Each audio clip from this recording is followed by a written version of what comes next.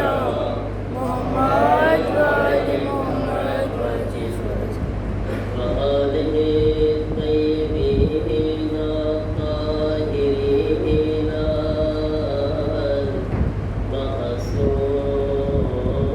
المعصومين إنما يريد الله ليذهب عنكم الرجس أهل البيت ويطهركم تطهيرا.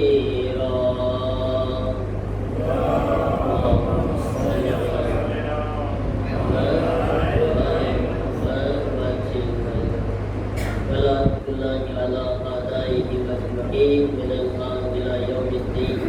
رب اشرح لي صدري ويسر لي أمري واحلل عقدة من لساني يفقهوا قولي. أما بعد فقد قال قاسم بن الحسن عليه السلام الموت عندي أحلى من الحسن. درود پڑھے محمد والے محمد.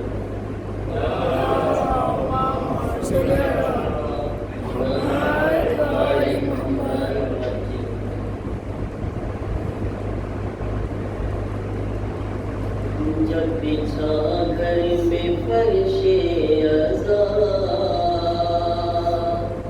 آ گئے پنجے تن آ گئے. جب بچھا گھر میں فرش ازاں آ گئے پنجے تن آ گئے. رش کے جنت ہوا گھر میرا پنجے تن آ گئے.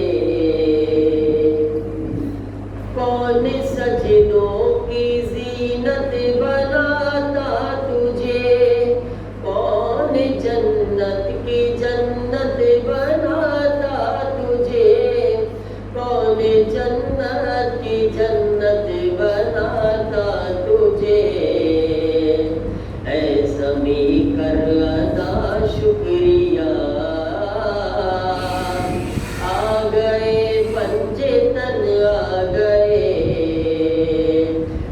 بچھا گھر میں فرش ازاں آ گئے پنجے تن آ گئے.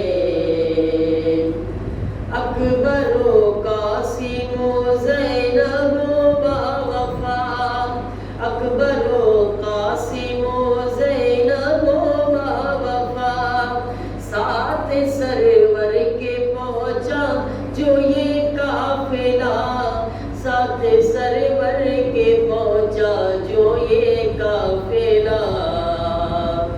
برملا کے اٹھی کربلا آ گئے پنجے تن آ گئے.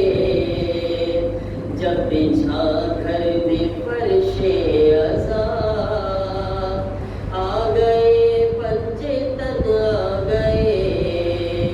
رش کے جنت ہوا گھر میرا آ گئے پنجے تن آ گئے. سلام پڑھے محمد والے محمد پر. اللہم صلی علی محمد وعلی محمد وعجل فرج. حضرات محترم, ولادت باسعادت حضرت قاسم ابن حسن علیہ السلام سروے مومنین کی خدمت میں مبارکبادی پیش کروں છું.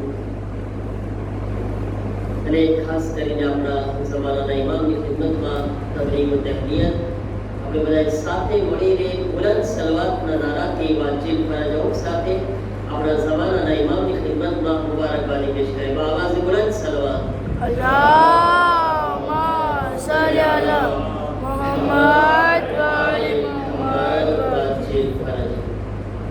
حضرت محترم, حضرت قاسم بچاؤں اپنے سوال پوچھے. اپنے جب આપણે હંમેશા આપણે ફિલ્મમાં સવાલ મજલિસોમાં સવાલ પૂછીએ છીએ. હઝરત કાસિમ અલૈહિસ્સલામ કોના દીકરા હતા? એમના પપ્પાનું નામ શું હતું? ઇમામ હસન અલૈહિસ્સલામ. હઝરત કાસિમના મમ્મીનું નામ શું છે? હઝરત કાસિમ અલૈહિસ્સલામના મમ્મીનું નામ શું છે? હઝરતે ઉમ્મે ફરવા. હઝરતે કાસિમના મમ્મીનું નામ હઝરતે ઉમ્મે ફરવા, બરાબર છે? પછી હઝરત કાસિમની ઉંમર કેટલી હતી કરબલામાં? કોણ કહે છે? કેટલાની બચ્ચાઓ ખબર છે? કેટલા વર્ષના હતા હઝરતે કાસિમ? 13 વર્ષના. 13 માં 13 વર્ષના હતા હઝરતે કાસિમ અલૈહિસ્સલામ કરબલામાં. હજરત વતન કુરાન મજીદની એક આયત છે, આપણે બધા હંમેશા મોતના યાદ કરતી વખતે પડતા હોય છે, અને ખુદ કુરાન મજીદમાં આ આયત છે 4 વખત બયાન કરવામાં આવી છે કુરાનમાં. એ કઈ છે? કુલ્લુ નફસિન ઝાયકાતુલ મૌત, બરાબર છે ને? હર નફ્સને, હર ઇન્સાનને, હર રૂહને એક સ્વાદ ચાખવાનો છે. ઝાયકો એટલે શું કહેવાય? સ્વાદ. ઝાયકો એટલે સ્વાદ, ટેસ્ટ. હલો, ફરી વખત સવાલ પૂછું છું બચ્ચાઓ. જો તો હઝરત કાસિમના પપ્પાનું નામ શું હતું? કોણ બોલશે? અને આવડે શું મોહમ્મદ? આગા કહી દીધું છે. ફરી વખત તું કહી શક? નહીં આગે મમ્મીનું નહીં. નામ કહી શક? નહીં. ચાલો પછી ઇન્શાઅલ્લાહ. તને યાદ આવે તો કહી દેજો. તો એ આયત છે કુરાન મજીદમાં કેટલી ફેરે આવી છે? હમણાં બોલી લો. કુલ્લુ નફસિન ઝાયકાતુલ મૌત કેટલી ફેરે આવી? 4 વખત આવી છે, બરાબર છે? તર્જુમો બોલો તો જરા. હર નફ્સને મોતનો સ્વાદ ચાખવાનો છે, બરાબર છે? હવે અહીંયા સવાલ એ છે કે સ્વાદ કેવો છે?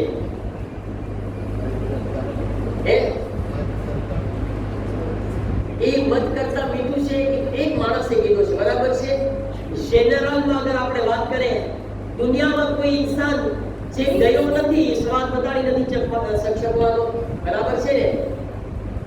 અને જે બિચારો ગયો છે એનામાં તાકાત નથી બતાવી શકે. આપણામાં હેસિયત નથી, કારણ કે આપણે જાયકો નથી. અને જે હાઈલો ગયો છે બિચારો, એ બતાવી નથી શકતો કે કેવો સ્વાદ છે.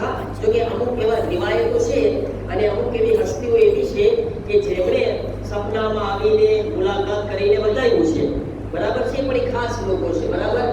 પણ જીવતા કોઈ નથી બતાવ્યું એ મોતનો સ્વાદ કેવો હોય, બરાબર છે? નથી બતાવ્યા. હવે આ સ્વાદની જ્યારે વાત આવે છે ને, તો મોતનો સ્વાદ જે છે ને એક નથી પાછો. કોઈ એમ ના કહી શકે કેવો છે, કડવો છે, ખાટો છે, મીઠો છે, ફિક્સ નથી કરી શકતા. જેમ એક દુકાન હતી, એક દુકાન, એના અંદર 4 દોસ્તો ચાય પીવા ગયા.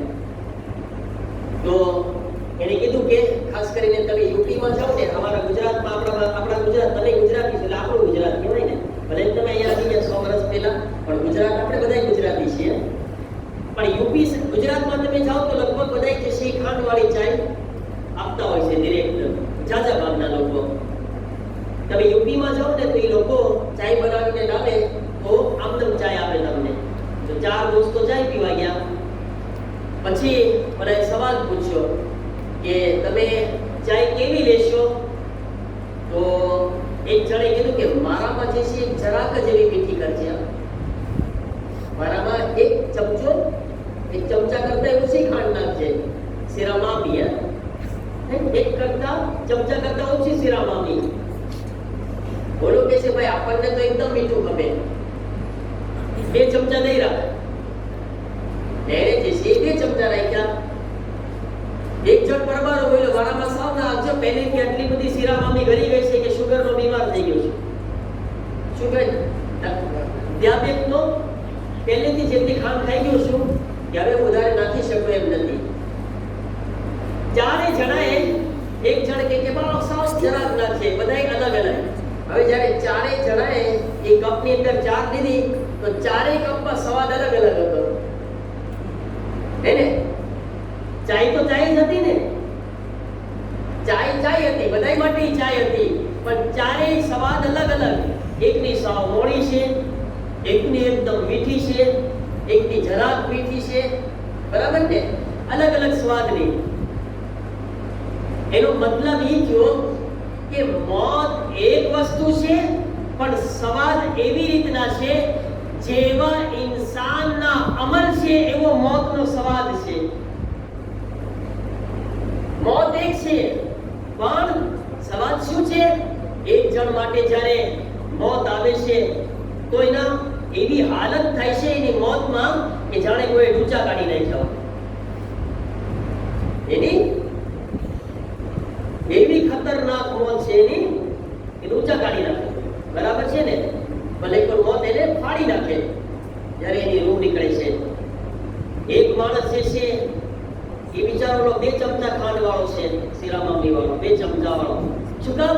કારણ કે એટલો અલ્લાહને માનવા વાળો હતો, એટલો નેક અમલ કરવા વાળો હતો, એટલો નમાઝી હતો, એટલો હુસૈની હતો, એટલા સારા કામ કરતો હતો. મલકુલ મોત કહે છે તારી મોતને હું એકદમ મીઠી બનાવી દઈશ, એકદમ મીઠી બનાવી દઈશ. અમુક ઇન્સાન થોડા ગુનાહ કરે છે, થોડા સારા કામ કરે છે, બરાબર છે ને? તો એના અંદર મલકુલ મોત જે છે 1 ચમચો શીરામામી નાખશે. તને હું તકલીફ આપીશ, ઓલા કરતા ઓછી આપીશ ગુનેગાર કરતા, પણ આપીશ ખરી, કારણ કે તે ગુનાહ પણ કર્યા છે, ભલે સારા કામ કર્યા છે, પણ તારા ગુનાહ છે એની સજા બી તને મળશે. તો ઇન્સાનના અમલ જે છે યાદ રાખો, હર ઇન્સાનના અમલનો સ્વાદ, મોતનો સ્વાદ એના અમલના પ્રમાણે એને અલ્લાહ તાલા અતા કરશે. મારા અઝીઝો, પછી આગળ એક સમજી લો તમે કે દુનિયાની અંદર આજ સુધી એ કોઈને ખબર નહોતી કે મોતનો સ્વાદ કેવો હોય છે, પણ કરબલાએ મોહલ્લાની અંદર આપણને એક ઇન્સાન એવા નજર આવે છે, એક શખ્સ એવા નજર આવે છે જેની ઉંમર 13 વર્ષની છે. ખાલી કેટલી? 13 વર્ષ ખાલી એક જવાન છે. ઇસ્માઇલ તારી ઉંમર કેટલી છે? ક્યાં લાવશે? 14. તારા કરતા નંડા હે ને? હઝરત કાસિમ, બરાબર છે ને? 13 વર્ષના હઝરત કાસિમ છે કરબલાએ ને મોહલ્લાની અંદર. પણ મારા અઝીઝો, એનું ઈમાન જુઓ, એમની ખુદાથી નજદીકી જુઓ, એમની હુસૈન ઇબ્ન અલીથી કુરબત અને નજદીકી જુઓ તમે. કેવા હુસૈની હતા હઝરત કાસિમ, કેવા નમાઝી હતા હઝરત કાસિમ, કેવા વફાદાર હતા ખુદા અને હુસૈન ઇબ્ન અલીના, કે જ્યારે હુસૈન કરબલામાં એને સવાલ પૂછે છે કૈફલ મૌત ઇન્દક, એ મારા દીકરા કાસિમ મને બતાવ, દુનિયામાં કોઈને ખબર નથી મોતનો સ્વાદ કેવો હોય છે, કારણ કે મર્યા પહેલા ખબર પડતી નથી. કાસિમ આજ કરબલામાં તારે બતાવવાનું છે. કૈફલ મૌત ઇન્દક, એ કાસિમ બતાવ મોત તારા નજદીક કેવી છે? તો હઝરત કાસિમ એકદમ ફખ્રની સાથે જવાબ આપે છે, અલ મૌત ઇન્દી અહલા મિન અલ અસલ, એ ચચા હુસૈન, મોત મારી નજદીક મધથી વધારે પણ મીઠી છે, મધથી વધારે મીઠી. મારા અઝીઝો, જે દુનિયાની અંદર મોટા મોટા આલિમો પણ ન બતાવી શક્યા, એ કરબલાના 13 વર્ષના નવજવાન કાસિમ બતાવી ગયા. 13 વર્ષના કાસિમ બતાવી ગયા. તો હઝરત કાસિમ શું શીખવાડી રહ્યા છે? હઝરત કાસિમ બતાવી રહ્યા છે કે સાંભળો, એક અગર તમે દુનિયાની અંદર સાચા હુસૈની બની જાઓ, અગર તમે સાચા હુસૈની બની જાઓ, તો યાદ રાખો હર હુસૈની માટે મોત જે છે મતથી વધારે મીઠી બની જશે.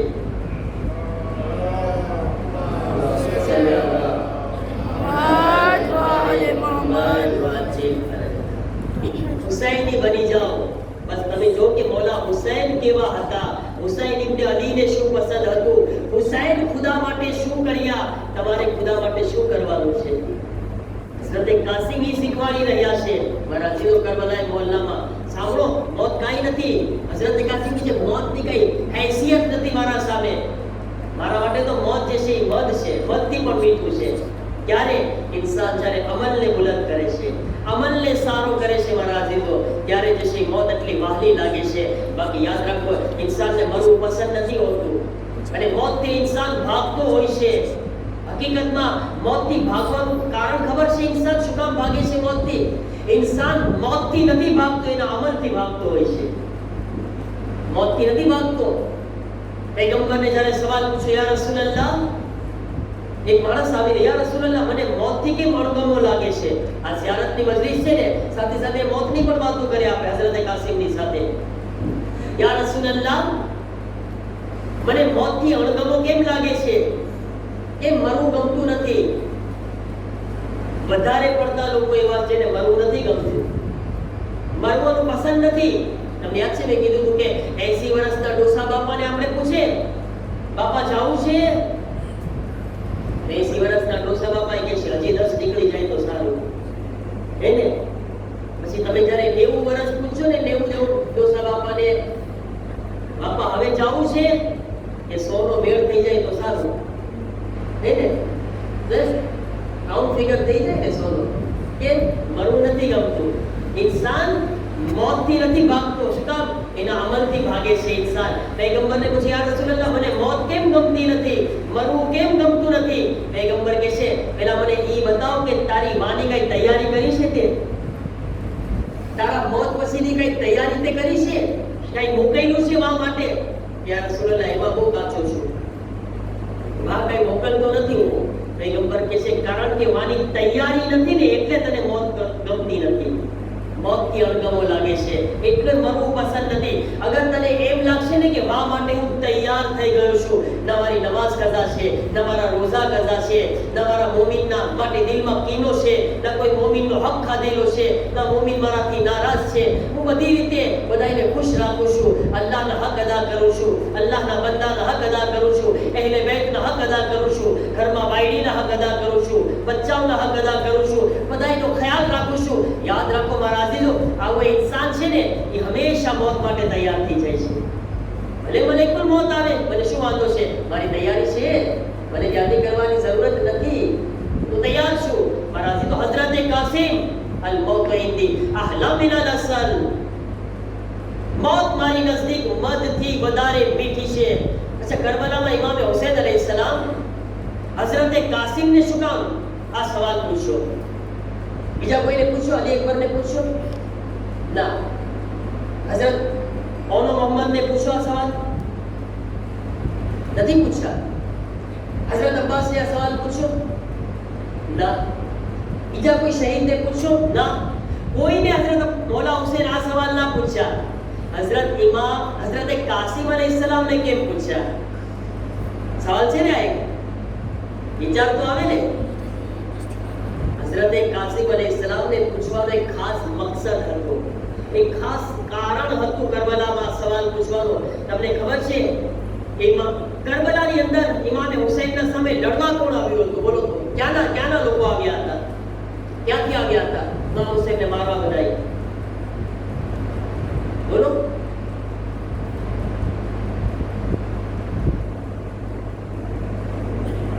ભાઈ મજલિસમાં આ વાતો છે, સવાલ બહુ પૂછું તમને, હે ને? સર કુફાથી આવ્યા હતા, શામથી આવવા માંગતા હતા અને અમુક આવ્યા હતા બહુ થોડા શામથી, અમુક લોકો હતા પણ મેક્સિમમ લોકો. અચ્છા, દુશ્મનોની સંખ્યા કેટલી હતી? દુશ્મનો કેટલા હતા? મિનિમમ કયો તમે, મિનિમમ. મેક્સિમમ ના જાજો, ઓછામાં ઓછા કેટલા? 30,000. ઓછામાં ઓછા 30,000. પછી મેક્સિમમમાં જે વાત થાય 2 લાખ ને 9 લાખ ને બધું જે વાત થાય આપણે મિનિમમમાં હાલે, બરાબર છે ને? ઓછામાં ઓછા 30,000. તમને ખબર એ 30 માં નહીં તો મને લાગે છે કે 29,000 થી વધારે. ખબર ના, અમુક લોકો અગર શામથી હોય તો હોય, વધારે જે મેક્સિમમ સંખ્યા હતી ક્યાંની હતી? કુફાથી. કારણ કે ઇબ્ને ઝિયાદને ઓર્ડર આપ્યો યઝીદ તું કુફાથી લશ્કર મોકલ. ઇબ્ને ઝિયાદ કોને કીધો? અમારે સાદને, કે તને હુકુમત મળશે રહીની, તું લશ્કર તૈયાર કર હુસૈનને કત્લ કરવા માટે. ઉમરે સાદ ક્યાંથી લશ્કર તૈયાર કર્યો? શામ ગયો હતો. આ બધે શિમ્ર ક્યાંનો હતો? કુફાનો. સિનાન બિન અનસ ક્યાંનો હતો? કુફાનો. આ બધે ક્યાંના હતા? હઝરત હુર ક્યાંના હતા? કુફાના હતા. એ તો યઝીદના લશ્કરમાં હતા ને હઝરત હુર, પછી હુસૈનમાં આવ્યા ને. આ બધાય કુફાના હતા મેક્સિમમ લોકો. હવે ઇમામ હુસૈન અલૈહિસ્સલામ હઝરત કાસિમને શું કામ પૂછ્યા? બસ સાંભળજો તમે. કુફામાં બધાય મારવા કોને આવ્યા હતા? ઇમામ હુસૈનને બધાય કુફાના લોકો, બરાબર છે? इमाम हसन अलैहिस्सलाम सुलह क्या કર્યા હતા? क्या કર્યા હતા? સુલહ ક્યાં ઇમામ હસન ની? કુફામાં. ઇમામ હસન જે સુલહ કર્યા હતા ને મુઆવિયા સાથે સુલહ એ કુફામાં થઈ હતી ઇમામ હસન ની. આ બધાય લોકો જે આવ્યા હતા ને કરબલામાં, એ બધાય લોકો કુફાના હતા. એ બધા ઇમામ હસન ની સુલહમાં હતા. તમને ખબર છે ઇમામ હસન ઉપર એક તોહમત લગાવવામાં આવી હતી પાછળથી. જ્યારે ઇમામ હસન સુલહ કરીને, હકીકતમાં ઇમામ હસન નહોતા કર્યા સુલહ, વાથી ઓફર આવી હતી સુલહની. ઇમામ હસન જંગ કરવાના હતા, ઓફર વાથી આવી હતી. ઇન્શાઅલ્લાહ આપણે તૌફીક મળશે તો આપણે 15મી માહ રમઝાનમાં ચર્ચા કરશું ઇન્શાઅલ્લાહ. પણ ઓફર વાથી આવી હતી, બરાબર છે, સુલહની. ઇમામ હસન એક્સેપ્ટ કર્યા હતા સુલહને. સાંભળો, જ્યારે ઇમામ હસન સુલહ કર્યા છે ને એ વખતે ઇમામ હસનને એક તોહમત લગાવવામાં આવી. શું? નાઉઝુબિલ્લાહ, ઇમામ હસન અલૈહિસ્સલામ ડરપોક છે, બીકણ છે. શું કીધા? ઇમામ હસન અલૈહિસ્સલામ બીકણ છે, બી ગયા, મુઆવિયા સામે ડરી ગયા, બી ગયા. એટલે ઇમામ હસન સુલહ કરી લીધા. આ ઇમામ હસન ઉપર એક તોહમત લગાવવામાં આવી, ડરપોક હોવાની, બીકણ હોવાની. નાઉઝુબિલ્લાહ, નાઉઝુબિલ્લાહ.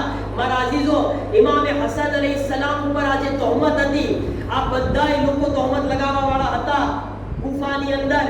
ઇમામ હસનની ઉપર મોતથી ડરી ગયા ઇમામ હસન. શું કહેતા હતા? હસન મોતથી ડરી ગયા એટલે સુલહ કરી લીધા. મોતથી બીતા હતા એટલે સુલહ કરી લીધા. ઇમામ હુસૈન કરબલામાં હસનના દીકરા કાસિમને પૂછી રહ્યા છે.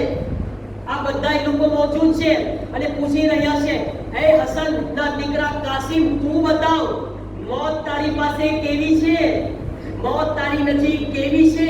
હઝરતે કાસિમ જવાબ આપી રહ્યા છે, બાપની ઇજ્જત બચાવી રહ્યા છે, બાપની ઇજ્જતને વધારી રહ્યા છે, બાપ ઉપર લાગેલી તોહમતને હટાવી રહ્યા છે. એ બેટા દીકરા કાસિમ, તારા બાપા ઉપર તોહમત લગાવી હતી, નાઉઝુબિલ્લાહ, બીકણ છે, તોહમત છે એટલે સુલહ કરી લીધા. તું બતાવ હવે કે મોત કેવી છે? હઝરતે કાસિમ ફખરથી જવાબ આપે છે, અલ મૌત ઇન્દી અહલા મિનલ અસલ. એ ચચા હુસૈન, મોત મારી નજદીક મધથી વધારે મીઠી છે. હુસૈન કહેવા માંગતા હતા, સાંભળો, જેનો 13 વર્ષનો દીકરો મોતથી નથી બીતો, જરા વિચાર તો કરો એનો બાપ કેટલો બહાદુર હશે.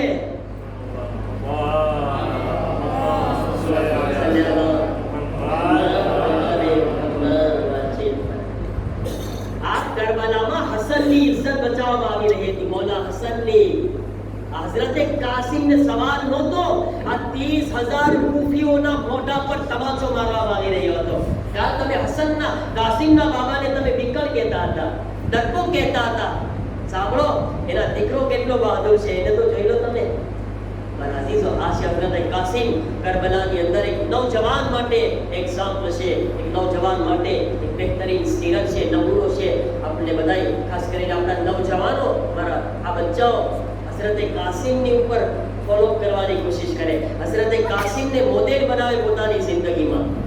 આજે 13 વર્ષના બચ્ચા છે, તમે જો કે હઝરતે કાસિમની અંદર કેવો જજ્બો હતો એના જમાનાના ઇમામ માટે.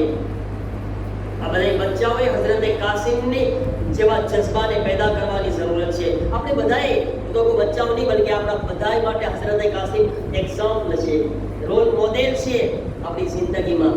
કે પોતાના જમાનાના ઇમામ માટે વફાદાર બનીએ, પોતાના જમાનાના ઇમામ ઉપર જાન કુરબાન કરીએ. આ હઝરતે કાસિમની જિંદગીનો દર્દ છે.